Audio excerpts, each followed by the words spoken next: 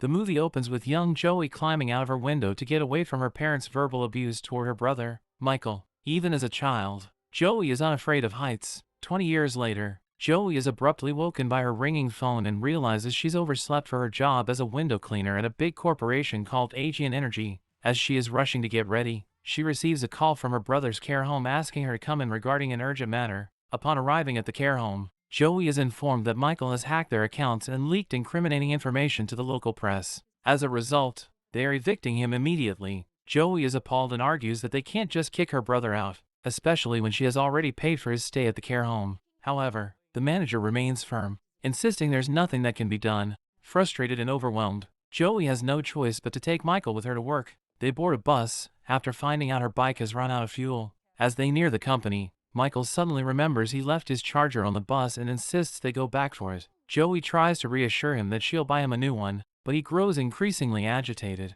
his trauma surfacing as he struggles with a lack of control. To calm him down, Joey hugs him. When they reach the company lobby, Joey asks Michael to wait there and introduces him to Ron, a security guard, assuring him that he will keep him company until her shift ends at 6. Michael, however, is restless and refuses to wait that long, offering to work alongside her instead. Joey gently tells him that her bosses are difficult and that it's best for him to stay in the lobby, especially since there's a gala tonight and the upper floors will be crowded. Reluctantly, Michael agrees. Before she leaves, he asks if he can stay at her place permanently, but Joey dodges the question, saying they'll talk about it later. Joey steps into the elevator just as Aegean Energy's CEO, Jeffrey, and his brother, Gerald, enter with their assistant, Jennifer. Jennifer briefs them on the final arrangements for the shareholder gala, where they will announce the company's new venture. Moments later, Helena, one of the cleaners, joins them. Gerald sneers at her and mockingly warns her not to go into labor, adding that she should be at home. Joey immediately defends her friend, pointing out that Helena would be home if Gerald had given her proper maternity leave. Gerald shoots Joey a sharp look before exiting the elevator. Helena thanks Joey for standing up for her, and they part ways. Joey rushes to the security room, where her direct superior, Derek, is waiting, clearly displeased about her being an hour late. He loudly comments that he can't blame the army for expelling her. Joey, unfazed, brushes him off, saying she needs to get to work because her boss is a pain in the ass. As a petty punishment, Derek assigns her to clean bird droppings on the 51st floor windows. Knowing it's meant as revenge, Joey sighs but gets to work. While cleaning, she's joined by her friend and fellow cleaner, Noah. He knows about Joey's complicated family history, and she confides in him about Michael getting kicked out of the care home once again for exposing their fraudulent practices. Concerned, Noah asks if her brother is okay. Joey assures him that Michael is fine and mentions that he's downstairs with Ron, but in the lobby, Michael grows restless. When Ron briefly leaves to deal with guests parking in a restricted area, Michael seizes the opportunity to slip away. Meanwhile, Gerald makes a call to his assistant, instructing her to take care of the window cleaner who disrespected him. Jennifer assures him she will contact Joey's supervisor. Jeffrey and Gerald prepare for a TV interview, where Jeffrey proudly boasts that Aegean Energy is leading the market by generating and distributing sustainable energy for a cleaner future. On the outside, Joey and Noah continue cleaning the windows. Noah muses about how small they are in the grand scheme of things and how fleeting life is. Just then, Noah hears Derek from his earpiece, instructing him to tell Joey to put on hers. When she does, Derek scolds her for angering Gerald. Unbothered, Joey simply replies that Gerald was being a dick. Derek tells her to stop chit-chatting and get back to work. As Noah finishes his shift, he tells Joey to take care of her brother before saying goodbye. Inside, the workers prepare the hall with drinks and flowers for the gala as night falls. While Joey is still working, she's startled by Michael's sudden appearance. Annoyed, she tells him to go back downstairs and promises to be done in a couple of minutes. However, Michael, feeling frustrated and out of control, snaps at her, accusing her of always trying to control him. He then storms off angrily. Joey informs Derek that she has completed her work, but he tells her she still has an hour left. She argues that she needs to leave and get her brother, but Derek refuses, telling her to wait. Meanwhile, the gala kicks off without a hitch. Jeffrey is informed that the performers will be arriving soon, and the last time anyone saw Gerald, he was heading into a room with a woman. Moments later, a black SUV pulls up and several masked men step out. Joey, finishing her work, asks Derek to activate the lift. He dismisses her concerns, saying he'll do it in 5 minutes. The masked men enter the gala. Jennifer reprimands the scheduled performers for arriving late and informs them to be ready after Jeffrey finishes his speech. On stage, Jeffrey warmly greets the audience, cracking jokes to engage the shareholders. Meanwhile, more masked figures storm the security room. shooting Derek and the other employees. Joey, terrified that he is going to leave her out there, apologizes to Derek and frantically asks him to pull her up, unaware of the mayhem taking place inside. A woman named Z takes control of the security system. As Jeffrey continues speaking about Aegean Energy's commitment to sustainability, one of the masked men starts clapping sarcastically. He then mocks Jeffrey for failing to uphold a single word of his speech. The man then signals to the woman, and she throws a bottle toward him, which he swiftly throws at a wall, triggering a gas that begins spreading throughout the room. It turns out the drink bottles were merely a ruse. The mysterious gas is leaking from them. As the gas fills the air, guests begin collapsing one by one. The attackers equip themselves with oxygen masks. Joey, still outside the building, notices the strange gas flooding inside, while Michael, realizing the danger, runs for safety. The attackers get to work sorting the regular guests from Aegean's board of directors, then providing oxygen masks to them. Z tells her boss the fairy dust code word for the anesthesia gas will wear off in 4 hours and that all exits are secured. It turns out the masked figures, calling themselves the Earth Revolutionaries, are in fact EOT terrorists. Joey struggles to climb back up using her rope, but the task proves difficult. Meanwhile, the leader of the group, Marcus, interrogates Jeffrey about Gerald's whereabouts. After getting an answer, he sends one of his men to retrieve him. The man finds Gerald and hands him an oxygen mask. Gerald then spots Joey hanging outside the window and suddenly gestures for him not to reveal her position. To Joey's shock, the man removes his mask. It's Noah. Noah swiftly escorts Gerald out of the room. Desperate, Joey signals for help, but no one can hear her. She attempts to jumpstart the lift but fails. With no other option, she lowers a rope, searching for an open window. Back in the gala hall, Noah shoves Gerald roughly forward. Marcus introduces himself and warns everyone not to try anything foolish. Jeffrey demands that Marcus let them go, insisting this isn't the first time someone has tried to steal from them. Meanwhile, Joey makes her way toward the main party hall window. Inside, Noah suddenly headbutts Jeffrey, telling him he doesn't want his dirty money. Marcus then plays a video showing Aegean Energy illegally dumping gallons of waste into water sources and destroying forests. He explains that Aegean Energy has been dumping toxic waste into Laguna Terra, devastating the entire ecosystem. He also reveals the story of Elena, a former member of their group who sabotaged the Aegean Terra pipeline last year. She was arrested and planned to use her trial to expose Aegean Energy's unethical practices.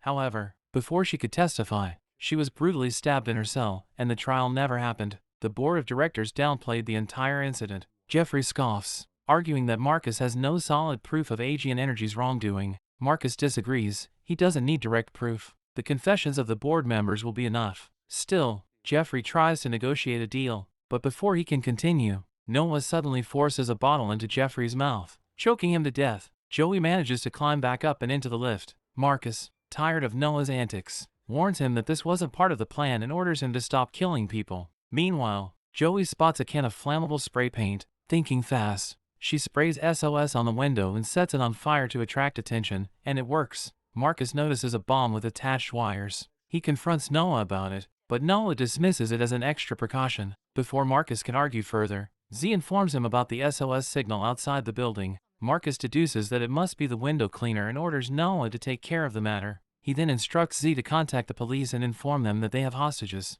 forcing them to stand down. As the men are distracted, Gerald, seizing an opportunity, makes a run for it. Marcus orders his team not to shoot and calmly instructs Noah to catch Gerald, assuring him that the cleaner isn't going anywhere. Noah instructs Z to pull Joey up using the lift. However, Joey quickly jams a screwdriver into the mechanism, preventing it from moving. Meanwhile, Gerald is caught by Marcus and his men. Noah arrives but refuses to obey Marcus any longer. Marcus urges Noah to put his weapon down, but Noah suddenly shoots him instead. Now in control, Noah questions Z over the earpiece, whether she's with him or against him. After a moment, she tells him she'll be on his side. Noah then instructs her to connect him to the gala room's monitor. Appearing on the screen, Noah addresses the group, announcing that he is now in charge. He warns that anyone still loyal to Marcus will be taken down. Noah tells Marcus that he lost faith in humanity a long time ago, and that this is simply a time for reckoning. Without hesitation, he pushes Marcus out the window, sending him plummeting onto the lift below.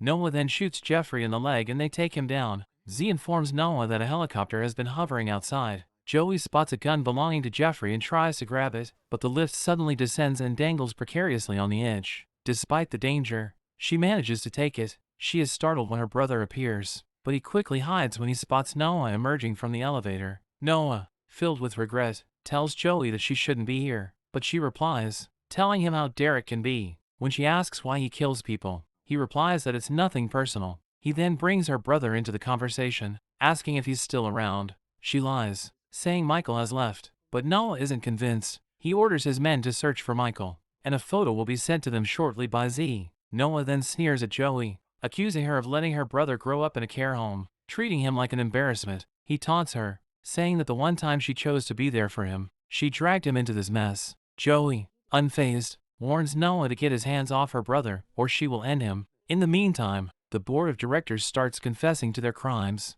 Dennis, the energy minister, confesses that she accepted a bribe a year ago to halt the investigation into Aegean Energy. While all of that is happening, Z informs Noah that they still need time to get confessions from everyone, but the police are already swarming the area. Joey tells Noah she thought they were friends. He responds that he did too, reminding her that friends always help each other. Then he gives her a chilling ultimatum: ditch the silencer and empty the entire clip down the street, or Helena will die. With no choice, Joey fires into the street without hitting anyone, creating chaos. The helicopter locks onto Joey as its target. News reports announce that Aegean Tower is under siege. Z is satisfied, knowing the media and police are now focused on Joey. To further throw them off, Noah instructs Z to transfer $32 million from the Milton brothers' account into Joey's account. Meanwhile, Superintendent Claire Hughes is briefed by Inspector KH about the high-profile hostages inside the building, including the energy minister. No demands have been made yet. KH informs her that the shooter has been identified as Joanna Locke, a window cleaner with a troubling past. She was a former SRR member who passed Marine selection but quit after assaulting a squad mate. She also has a history of instability and takes medication. Claire orders more background checks, including her social media and financial records. A law enforcement officer named Roy arrives, and Claire tells them they need to establish contact with the shooter. She also notes that if Joey truly wanted to kill people, she would have done so already. She wouldn't have gone through the trouble of writing SOS on the window. KH reports that $32 million has just been deposited into Joanna Locke's account. Desperate, Joey pleads with the police that she is not with them and tries to grab a phone from Marcus. The sergeant orders the officers not to shoot. In the struggle, Joey loses her balance and ends up hanging precariously from the edge. She dials 911 and is connected to Superintendent Claire. Joey tells her she is not with them and begs them not to shoot her. Claire assures her they won't. She introduces herself, and Joey tells her that her brother is inside and in danger. Claire promises to call her back. Inspector Khan then shows Claire footage of Noah. Though his record appears clean, he is not who he claims to be. He is actually Lucas, a known member of the anti-humanist group. There is a video of him explaining his belief that humans are a virus that must be eradicated through radical and invasive means. He has a following among extremists and terrorist groups. Last year, Noah was spotted alongside Marcus, the leader of the Earth Revolution, a radical yet organized extremist group. He has been linked to the sabotage of the Darrow refinery and the Laguna Terra facility owned by Aegean Energy. Khan also adds that this group has an M.O., which involves them getting arrested and exposing the dirty truths about corporations. Claire assumes that Elena was targeted for trying to expose them and was ultimately killed. Meanwhile, Noah straps himself with a bomb rigged to detonate if he loses his pulse. Claire calls Noah and asks if he is the one who has control. He confirms that he is, warning her that if his pulse stops, the entire building will explode. When Claire asks him to release the hostages, he scoffs, calling them parasites draining the planet's resources, making it clear that he despises them and believes they are better off dead. Noah then notices 5 officers outside and warns Claire.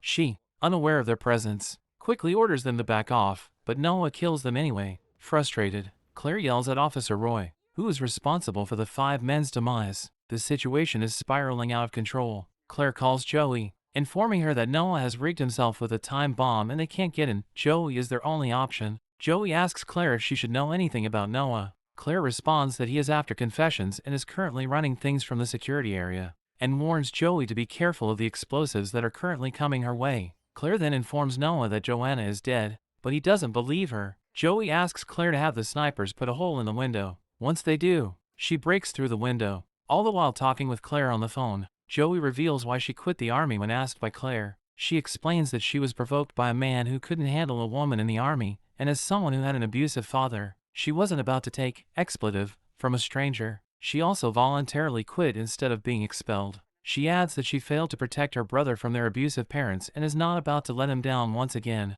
After ending the call, Joey, with Michael's help, is pulled to safety. Joey and Michael embrace. Relieved, they quickly escape before being discovered. Meanwhile, Gerald finishes his confession. Rounding out the last of them, one of Noah's lackeys later confirms that Joey is still alive. Michael, feeling uneasy, is reassured by Joey, who tells him she needs his help packing Noah's files. He agrees. Joey and Michael hide in a room. She asks him to stay put while she sneaks out to take a guard by surprise. However, she is ambushed by another enemy. Thinking fast, she and her brother take them down. Z, after ensuring the confessions go live, also releases a video of Noah stating that by the time they see the footage, everyone inside should already be dead. Realizing Noah is completely unhinged, Z attempts to escape, but is gunned down. Joey and Michael take control of the security and begin transferring all the information. She calls Claire, warning her that Noah plans to detonate the entire building. Joey vows to lure him out but asks Claire to take care of her brother. After ensuring Michael is safe,